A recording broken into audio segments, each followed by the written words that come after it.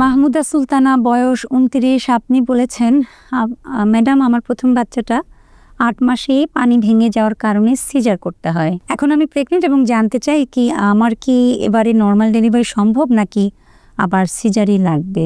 এখানে হচ্ছে ৮ মাসে পানি ভাঙার কারণে যদি সিজার করতে হয়, আসলে আরও অনেকগুলো ফ্যাক্টর কিন্তু থাকে সিজারের পেছনে। হয়তো আপনার কাছে মনে হয়েছে যে শুধু পানি ভাঙার কারণেই ৮ মাসে আপনাকে সিজার করে ফেলেছে। ডাক্তাররা কিন্তু আরও অনেকগুলো ফ্যাক্টর দেখে, যেমন পানি ভাঙার পরেও কিন্তু নর্মাল ডেলিভারির চান্স থাকে যদি বাচ্চার পজিশন ভালো থাকে, নিজেই যদি ব্যথা উঠে যায়, তারপর যদি হচ্ছে মায়ের যদি যে ডেলিভারির জায়গাটা ভালো থাকে, সেক্ষেত্রে কিন্তু নর্মাল ডেলিভারিও সম্ভব।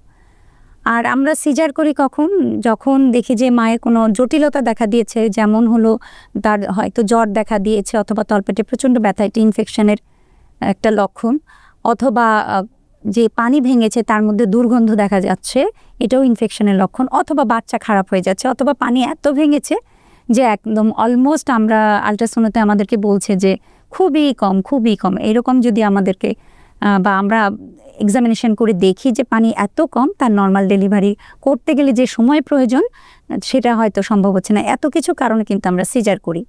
তো পরবর্তীতে প্রথম সিজার হওয়ার পরে যে সিজার হবে না নর্মাল ডেলিভারি হবে, এই ফ্যাক্টরটাও কিন্তু অনেকগুলো ফ্যাক্টরের উপর নির্ভর করে। তো এটা আসলে আমি যেটা একজন বিশেষজ্ঞ হিসেবে পরামর্শ দিব, যে আমরা অনেক অভিজ্ঞতা থেকে দেখে থাকি যে মহিলারা একটা বাচ্চা হওয়ার পরে সিজারের পরে কিন্তু নর্মাল ডেলিভারি আশা করে, এবং আশা করে তারা কিন্তু অপেক্ষা করে এবং বিপদমুখী হয়। তো আমি পরামর্শ দিব যে আপনার নর্মাল ডেলিভারি হবে না সিজার হবে, এটা আপনি যার কাছে চিকিৎসায় আছেন সেই ডক্টরে কিন্তু আপনাকে পরামর্শ দিবে, এবং এটা অবশ্যই একটা ভালো হাসপাতালে, এটা গ্রামে গঞ্জের ছোটোখাটো ক্লিনিকে আপনারা কখনো ট্রাই করবেন না। কারণ যে কোনো মুহূর্তে যদি আপনার সিজার নর্মাল হতে গিয়ে যদি সিজারের যে কাটা জায়গা সেটা ফেটে যায়, তাহলে কিন্তু মৃত্যুমুখে পতিত হবেন মা এবং বাচ্চা দুজনই।